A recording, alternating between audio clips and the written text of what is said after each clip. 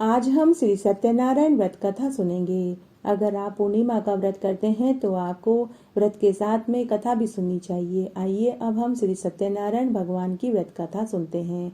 एक समय नैमिषारण्य तीर्थ में शौनकादि 88,000 ऋषियों ने श्री सुत जी से पूछा कि हे प्रभु, इस कलयुग में वेद विद्या रहित मनुष्यों को प्रभु भक्ति किस प्रकार मिलेगी तथा उनका उद्धार कैसे होगा। इसलिए हे मुनिश्रेष्ठ, कोई ऐसा तप कहिए जिससे थोड़े समय में पुण्य प्राप्त होवे तथा मन वांछित फल मिले। वह कथा सुनने की हमारी बहुत इच्छा है। सर्वशास्त्र ज्ञाता श्री सूत जी बोले कि हे वैष्णवों में पूज्य, आप सबने प्राणियों की हित की बात पूछी है। अब मैं उस श्रेष्ठ व्रत को आप लोगों से कहूंगा जिस व्रत को नारद जी ने श्री लक्ष्मी नारायण से पूछा था और श्री लक्ष्मीपति ने मुनिश्रेय नारद जी से कहा था। तो तुम ध्यान से सुनो। एक समय योगीराज नारद जी दूसरों के हित की इच्छा से अनेक लोकों में घूमते हुए मृत्युलोक में पहुंचे। वहां अनेक योनियों में जन्मे हुए प्राय सभी मनुष्य को अपने कर्मों के द्वारा दुखों से दुखी देखकर सोचा कि किस यत्न के करने से इन प्राणियों के दुखों का नाश हो सकेगा। ऐसा मन में सोचकर वे विष्णु लोक को गए, जहाँ श्वेत वर्ण और 4 भुजाओं वाले देवों के ईश नारायण को देखकर, जिनके हाथों में शंख चक्र गदा और पद्म थे तथा वरमाला पहने हुए थे, स्तुति करने लगे। हे भगवान, आप अत्यंत शक्ति से संपन्न है। मन तथा वाणी भी आपको नहीं पा सकती। आपका आदि मध्य और अंत नहीं है। निर्गुण स्वरूप सृष्टि के आदिभूत व भक्तों के दुखों को नष्ट करने वाले हो, आपको मेरा नमस्कार है। नारद जी से इस प्रकार की स्तुति सुनकर विष्णु भगवान बोले कि हे मुनिश्रेष्ठ, आपके मन में क्या है और आपका किस कारण यहाँ आगमन हुआ है, निसंकोच कहो। तब नारद मुनि बोले कि हे भगवान, मृत्यु लोक में सब मनुष्य अनेक योनियों में पैदा हुए हैं और अपने अपने कर्मों के द्वारा दुखों से दुखी हो रहे हैं। हे नाथ, अगर आप मुझ पर दया रखते हो तो बताइए कि उन मनुष्यों के दुख थोड़े से ही प्रयत्न से कैसे दूर हो सकते हैं। तब भगवान विष्णु बोले कि हे नारद मुनि, तुमने मनुष्यों की भलाई के लिए बहुत अच्छी बात पूछी है। जिस काम को करने से मनुष्य मोह से छूट जाता है वह मैं तुमसे कहता हूँ, तुम ध्यान से सुनो। बहुत पुण्य देने वाला स्वर्ग तथा मृत्युलोक दोनों में दुर्लभ एक उत्तम व्रत है। आज मैं प्रेम वश होकर तुमसे कहता हूँ। सत्यनारायण का यह व्रत अच्छी तरह विधान पूर्वक करके मनुष्य आयु पर्यंत यहाँ सुख भोग कर मरने पर मोक्ष को पाता है। भगवान के वचन सुनकर नारद मुनि बोले कि उस व्रत का क्या फल है, क्या विधान है, किसने यह व्रत किया, किस दिन यह व्रत करना चाहिए। हे भगवान, आप विस्तार से बताइए। तब भगवान बोले, दुख शोक सभी को दूर करने वाला, धन धान्य को बढ़ाने वाला, सौभाग्य और संतान को देने वाला, यह व्रत सब स्थानों पर विजयी दिलाने वाला है। भक्ति और श्रद्धा के साथ किसी भी दिन मनुष्य श्री सत्यनारायण की शाम के समय ब्राह्मणों और बंधु बांधवों के सहित श्री सत्यनारायण भगवान की पूजा करे। भक्ति भाव से नैवेद्य के लिए फल, घी, दूध, गेहूं का चूरण और सवाया लेवे। गेहूं के अभाव में साटी का चूरण, शक्कर और गुड़ लेवे। सभी पदार्थ भगवान के अर्पण कर देवे तथा बंधुओं सहित ब्राह्मणों को भोजन करावे। उसके बाद सम भोजन करे। नृत्य गीत आदि का आचरण करके भगवान सत्यनारायण का स्मरण करते हुए समय व्यतीत करे। इस तरह व्रत करने पर मनुष्य की सभी इच्छाएं पूरी होती है और विशेषकर कलिकाल में इस व्रत से अधिक और कोई दूसरा व्रत नहीं है। सूति जी बोले कि हे ऋषियों, जिसने पहले समय में इस व्रत को किया, मैं उसका दूसरा इतिहास तुम्हें कहता हूँ, तुम ध्यान से सुनो। सुंदर काशीपुरी नगरी में एक अत्यंत निर्धन ब्राह्मण रहता था। वह भूख और प्यास से बेचैन नित्य पृथ्वी पर घूमा करता था। ब्राह्मणों से प्रेम करने वाले भगवान ने ब्राह्मण को दुखी देखकर बूढ़े ब्राह्मण का रूप धारण करके उसके पास गए और पूछा कि हे विप्र, नित्य दुखी हुआ तू पृथ्वी पर क्यों घूमता है। हे श्रेष्ठ ब्राह्मण, यह सब मुझसे कहो, मैं सुनना चाहता हूँ। तब वह ब्राह्मण बोला कि मैं अति निर्धन ब्राह्मण हूँ, भिक्षा के लिए पृथ्वी पर घूमता हूँ। यदि आप इसका कोई उपाय जानते हो तो कृपा करके मुझसे कहो। वृद्ध ब्राह्मण जो भगवान के वेश में थे वे बोले कि सत्यनारायण भगवान मनवांछित फल को देने वाले हैं, इसलिए हे ब्राह्मण, तू उनका पूजन कर, जिसके करने से मनुष्य सब दुखों से मुक्त हो जाता है। ब्राह्मण को व्रत का सारा विधान बतलाकर बूढ़े ब्राह्मण का रूप धारण करने वाले सत्यनारायण भगवान अंतर्ध्यान हो गए। जिस व्रत को वृद्ध ब्राह्मण ने बतलाया था मैं उसको करूंगा, यह निश्चय करने पर उसे रात को नींद भी नहीं आई। सवेरे ही उठ वैसे सत्यनारायण भगवान के व्रत का निश्चय करके भिक्षा के लिए चला गया। उस दिन उसको भिक्षा में बहुत सा धन मिला, जिससे उसने बंधु बांधवों के साथ श्री सत्यनारायण भगवान का पूजन किया। इसके करने से वह ब्राह्मण सब दुखों से छूटकर अनेक प्रकार की संपत्तियों से युक्त हुआ। उस समय से वह ब्राह्मण हर महीने श्री सत्यनारायण भगवान का व्रत करने लगा। इस तरह सत्यनारायण के व्रत को जो करेगा वह मनुष्य सभी पापों से छूटकर मोक्ष को पाता है। आगे जो पृथ्वी पर सत्यनारायण का व्रत करेगा वह मनुष्य भी सब पापों से छूट जाएगा। इस तरह नारद जी ने नारायण का कहा हुआ यह व्रत मैंने तुमसे कहा। हे विप्रों, मैं अब और क्या कहूँ। ऋषि बोले कि हे मुनिवर, संसार में इस ब्राह्मण से सुनकर किस किस ने यह व्रत किया, हम वह भी सुनना चाहते हैं। इसके लिए हमारे मन में श्रद्धा है। सूत जी बोले कि हे मुनियों, जिस जिसने इस व्रत को किया उसका पूरा विधान तुम सुनो। एक समय एक ब्राह्मण धन और ऐश्वर्य के साथ बंधु बांधवों के साथ व्रत करने को तैयार हुआ। उसी समय एक लकड़ी बेचने वाला बूढ़ा आदमी आया। बाहर लकड़ियों को रखकर ब्राह्मण के मकान में गया। प्यास से दुखी लकड़हारा उनको व्रत करते हुए देखकर ब्राह्मण को नमस्कार करके कहने लगा कि आप ये क्या कर रहे हैं और इसके करने से क्या फल मिलता है, कृपा करके मुझसे कहिए। ब्राह्मण ने कहा कि सब मनोकामनाओं को पूरा करने वाला यह श्री सत्यनारायण भगवान का व्रत है। इस व्रत को करने से धन धान्य की वृद्धि होती है। ब्राह्मण से इस व्रत के बारे में जानकर लकड़हारा बहुत प्रसन्न हुआ। चरणामत ले प्रसाद खाने के बाद वह अपने घर को आया। लकड़हारे ने अपने मन में इस प्रकार का संकल्प किया कि आज गांव में लकड़ी बेचने से जो धन मिलेगा मैं उसी से श्री सत्यनारायण भगवान का यह उत्तम व्रत करूंगा।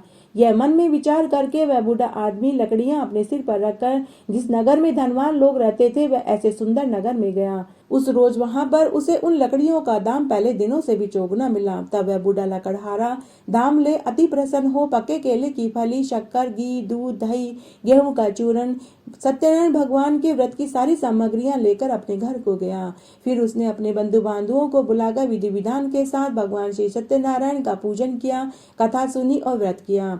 उस व्रत के प्रभाव से वह बूढ़ा लकड़हारा धन, पुत्र आदि से युक्त हुआ और संसार के सभी सुखों को भोग कर वैकुंठ को चला गया।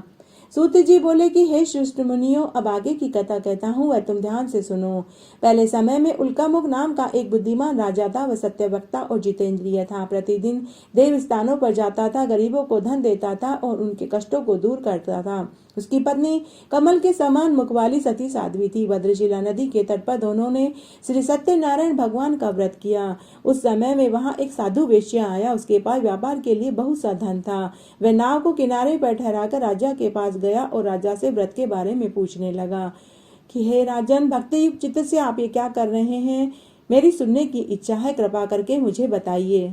राजा ने कहा कि हे साधु, बंधु बांधवों के साथ पुत्र की प्राप्ति के लिए महाशक्तिवान श्री सत्यनारायण भगवान का व्रत और पूजन कर रहा हूँ। राजा के वचन सुनकर साधु बोला कि हे राजन, मुझसे इसका पूरा विधान बतलाइए। मैं भी आपके कथना अनुसार इस व्रत को करूंगा। मेरे भी कोई संतान नहीं है और इस व्रत को करने से निश्चय ही होगी। राजा से व्रत का पूरा विधान सुनकर व्यापार से निवृत्त हो आनंद के साथ वह साधु अपने घर पर गया। साधु ने अपनी स्त्री से संतान देने वाले उस व्रत का समाचार सुनाया और कहा कि जब मेरे संतान होगी तब मैं इस व्रत को करूंगा। साधु ने ऐसे वचन अपनी स्त्री लीलावती से कहे। एक दिन उसकी लीलावती पति के साथ आनंदित हो, सांसारिक धर्म में प्रवृत्त हो, सत्यनारायण भगवान की कृपा से गर्भवती हो गई और 10 महीने में उसे एक सुंदर कन्या का जन्म हुआ। दिनों दिन वह इस तरह बढ़ने लगी जैसे शुक्ल पक्ष का चंद्रमा बढ़ता है। कन्या का नाम कलावती रखा गया।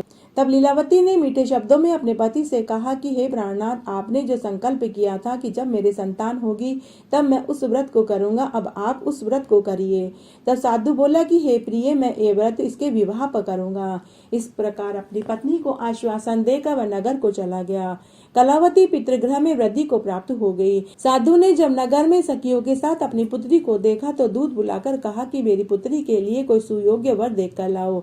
साधु की आज्ञा पाकर दूत कंचन नगर पहुंचा। वहां बड़ी खोज और देखभाल कर लड़की के लिए सुयोग्य वणिक पुत्र को ले आया। उस सुयोग्य लड़के को देखकर साधु ने बंधु बांधवों सहित प्रसन्नचित अपनी पुत्री का विवाह उसके साथ कर दिया। किंतु दुर्भाग्य से वे विवाह के समय भी उस व्रत को करना भूल गया।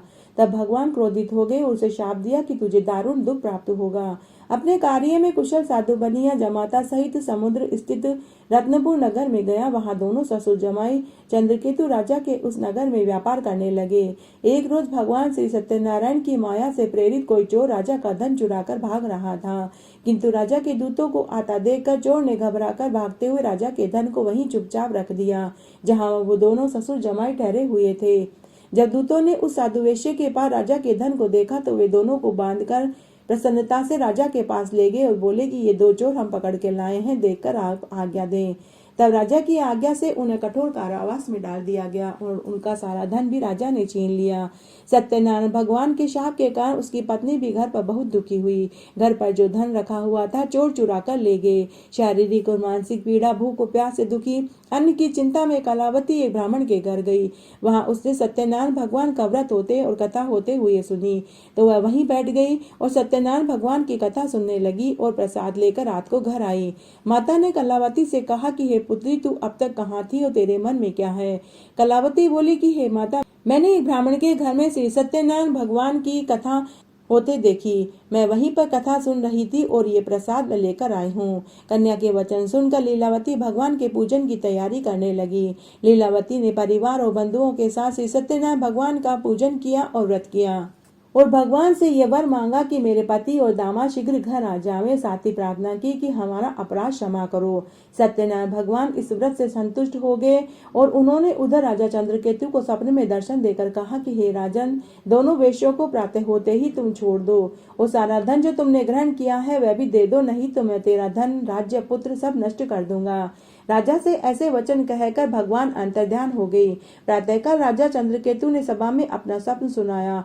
फिर दोनों वणिक पुत्रों को केस से मुक्त कर सभा में बुलाया। दोनों ने आते ही राजा को नमस्कार किया। तब राजा मीठे वचनों से बोले कि हे महानुभावों, भावी वर्ष तुम्हें ऐसा कठिन दुख प्राप्त हुआ है, अब तुम्हें कोई भय नहीं है। ऐसा कहकर राजा ने उन दोनों को नए नए वस्त्राभूषण पहनाए और उनका जितना धन लिया था उससे दुगना धन देकर आदर सहित विदा कर दिया। दोनों वेश्या अपने घर को चल दिए। सूत जी बोले कि वेश्या ने मंगलाचार करके यात्रा आरंभ करी और अपने नगर को चला। थोड़ी दूर जाने पर दंडी वेशधारी भगवान सत्यनारायण ने उनसे पूछा कि हे साधु, तेरी नाव में क्या है? अभिमानिक वणिक हंसता हुआ बोला कि हे दंडी, आप ऐसा क्यों पूछते हैं? क्या धन लेने की इच्छा है? मेरी नाव में तो बेलपत्ते भरे हुए हैं। वेश्या का कठोर वचन सुनकर भगवान ने कहा कि तुम्हारा वचन सत्य हो। दंडी ऐसा कहकर वहां से थोड़ी दूर जाकर समुद्र के किनारे बैठ गए। दंडी के जाने पर वेश्या ने नित्य करने के बाद नाव को ऊंची ऊंची देखकर अचंबा किया और नाव में बेलपत्ते देकर मूर्छित होकर जमीन पर गिर पड़ा और फिर मूर्छा खुलने पर अतल शोक करने लगा। तब उसका दामाद बोला, हे पिताजी, आप शोक न करें, यह दंडी का श्राप है, अतः हमें उनकी शरण में चलना चाहिए, तभी हमारी मनोकामना पूरी होगी। दामाद के वचन सुनकर वह दंडी के पास गया और अत्यंत भक्ति भाव से नमस्कार करके बोला कि मैंने जो आपसे असत्य वचन कहे थे उनको क्षमा कर दो। ऐसा कहकर वह रोने लगा। तब दंडी भगवान बोले कि हे वणिकपुत्र, तू मेरी आज्ञा से बार बार विमुख हुआ है। हे वणिकपुत्र, मेरी आज्ञा से बार बार तुझे दुख प्राप्त हुआ है, तू मेरी पूजा से विमुख हुआ है। साधु बोला, हे भगवान, आपकी माया से मोहित आपका रूप ब्रह्मा आदि भी नहीं जानते, तब मैं अज्ञानी कैसे जान सकता हूँ? आप प्रसन्न होइए, मैं सामर्थ्य के अनुसार पूजा करूंगा, मेरी रक्षा करो और मेरी नौका में पहले के समान धन भर दो। उसके भक्ति युक्त वचन सुनकर भगवान प्रसन्न हो गए और उसको इच्छा अनुसार वर देकर अंतर्ध्यान हो गए।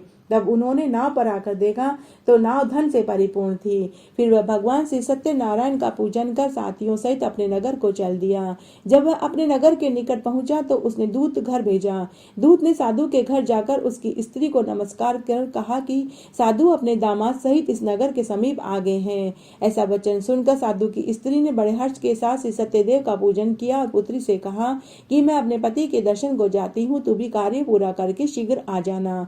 माता के वचन सुनकर कलावती प्रसाद को छोड़कर पति के पास चली गई।